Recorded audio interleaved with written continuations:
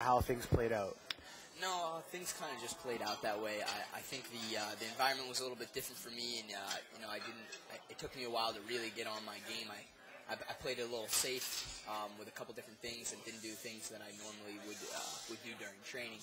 And those are just some mistakes that I'm going to have to work on myself when I get back to the academy, back to the drawing board and everything like that. But ultimately, I know I'd never like to lose control at the beginning of the match and then come back at the end. There's no reason for that. I should really try and control the whole match. Your wrestling looked really slick, and even your back takes and your controlling of the head and arm was really, really cool. Was that something that you extensively work out, or just sort of something, the position that presented itself today? Yeah, I mean, my theory about jiu-jitsu is always to get to the back.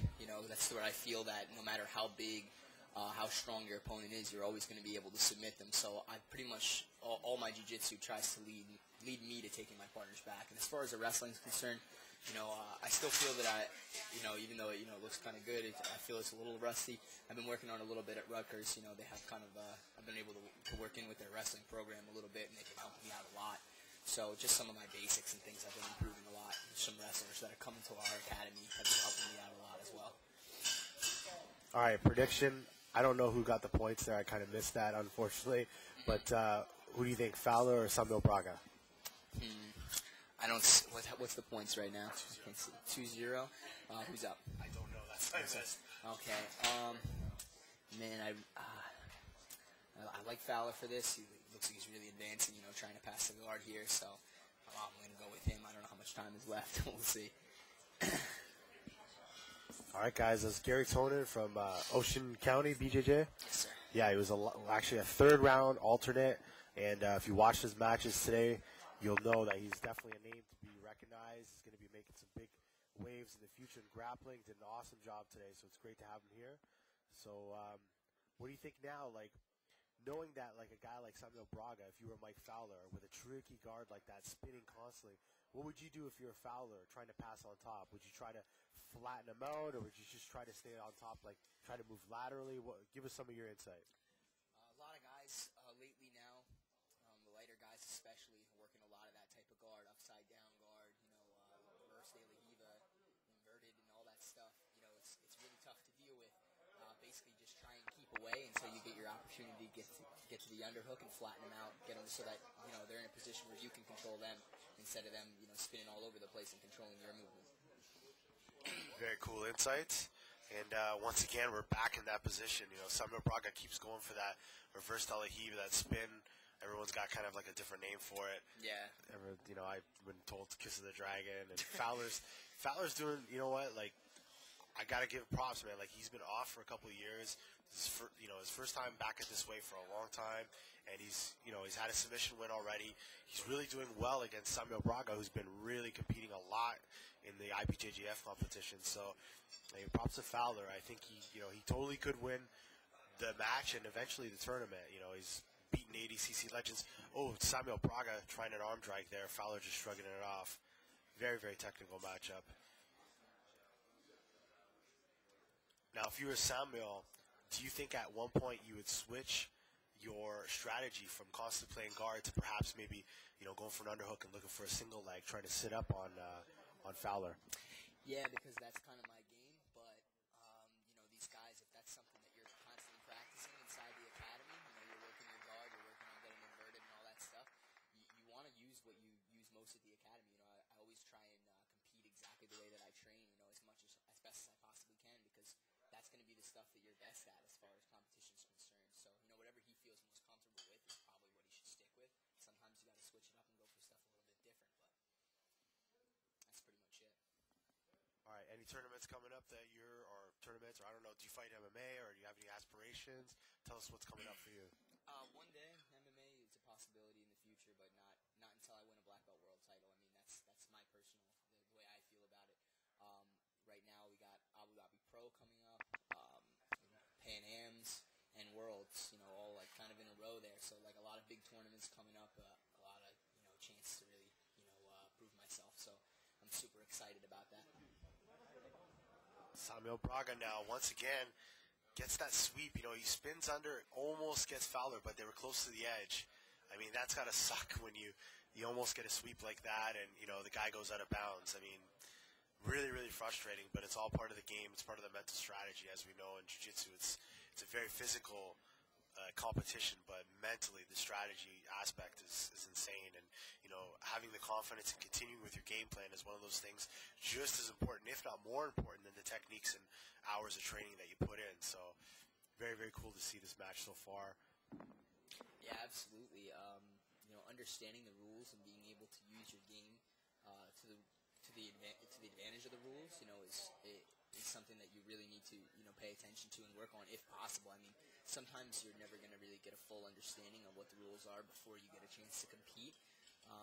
But anytime you know what the rules are going to be, you definitely need to practice and pay attention to what they are, because you'll see guys get disqualified and not understand the rules and be yelling at referees and stuff, and it just causes all kinds of confusion. So it's definitely an important detail to work out in your game. Yeah, it's always funny to see the Brazilians shouting about IBJJF rules.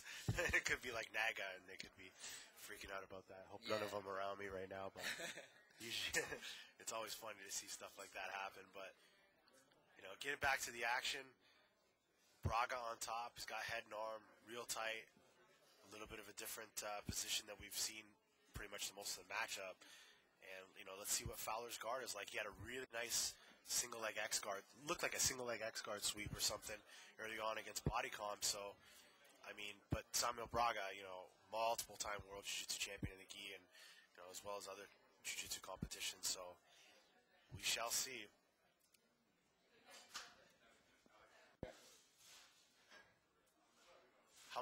For a guy like you that's competing all the time, tell us how often you train and so forth. Man, I try and train as much as possible. I know that if I'm not training, somebody else is. So, I try and get to the academy, once, twice a day. Definitely not taking any time off. If I can avoid it. Sometimes 3 times a day. On the weekends is really big for me, because I have a little bit of extra time, so I really try and squeeze myself into the academy. We have a great thing going down with Ocean County Brazilian Jiu-Jitsu, Ricardo Almeida and Enzo Gracie, where I'm able to train all these guys right up the East Coast, so it's working really, really well. Get to train with a lot of different guys, get a lot of experience, and just get a lot of mat time, and that's working really well for me. Do you come out to the main Henzo school here in Manhattan at all to train, or do you stick mostly where you are? Yes, sir. I'm coming out like once a week. I was getting here about twice a week, when I didn't have school.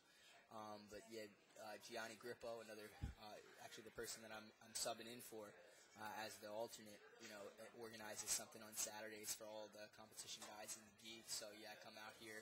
We work with those guys. We work some drilling at different positions, and it's definitely really, really good training because you get that competitive aspect. Well, Henzo Gracie School, very competitive. I went to first time training there yesterday. I got my ass handed to me by a lot of black belts, and it was one of the best schools I think I've ever been to. So you're very lucky. Drilling and rolling, what's your ratio, like percentage-wise? What do you do? Everyone's kind of talking about this right now. Yeah, me personally, I really like training the most. I feel like that's most important, but you definitely have to, work some drilling in there. Because if you don't practice those techniques over and over again, you end up doing the same stuff in live training, and you don't get any better at different aspects of your game. Well, looks like I got verification on the points. I sort of missed what was going on, but I think Fowler is actually in the lead here. There was a time where they both pulled guard and Fowler came up, and I think they gave him 2 points for that. Something like that. Somebody just kind of mentioned it to me right now. Unfortunately, I kind of took my eye off the action temporarily, but it's Fowler's game here. Samuel. Maybe that's why Samuel switched up position here. Now you see Samuel really changing the game, keeping Fowler on his butt and trying leg locks and stuff. So I wonder if that's part of the strategy to change the game completely if he's down, or if it's just where he's ending up. But we'll see what happens here. Yeah, it looks like it. Looks like he's trying to work from the top now. Sometimes it's just a better strategy, if the bottom game's not working. See how it works for him. Pretty impressive. Fowler hasn't competed, I don't know, since like 2007 or something, or 2006, but to be coming back, cutting all this weight, dropping all this weight, doing this good, It's really awesome, man. But Samuel Braga, no slouch. I mean, multiple-time world champion. He's now pushing the pace of the match. Big time, trying to get the pass there. Almost gets the pass points. Controlling the head and arm. Beautiful back take there. If he gets both hooks, he could get the match. Beautiful back take by Samuel Braga. He's got the over-under. I'm not sure if he's got the hooks in. Can't really see from the angle. But it looks like he's got the points. And it looks like Samuel Braga is... Oh, but... That was kind of tricky because he switched out right away as they were giving it to him. Fowler's now got to work real hard. Man, this match is so close. These guys are awesome. Samuel Braga puts the hooks back in. Even if he didn't get those points legit, now he's up. You know, whether it was twice or once, he's still up. But look, the thing about this is he can take his hook and he can recycle it. But he's got the victory. Beautiful job by Samuel Braga. Mike Fowler looks a little pissed. But he's, you know, he should raise his head up high because he had an amazing day today. But congratulations, Samuel Braga. Congratulations, Mike Fowler, for an impressive return to 155. Great match, guys. It was awesome.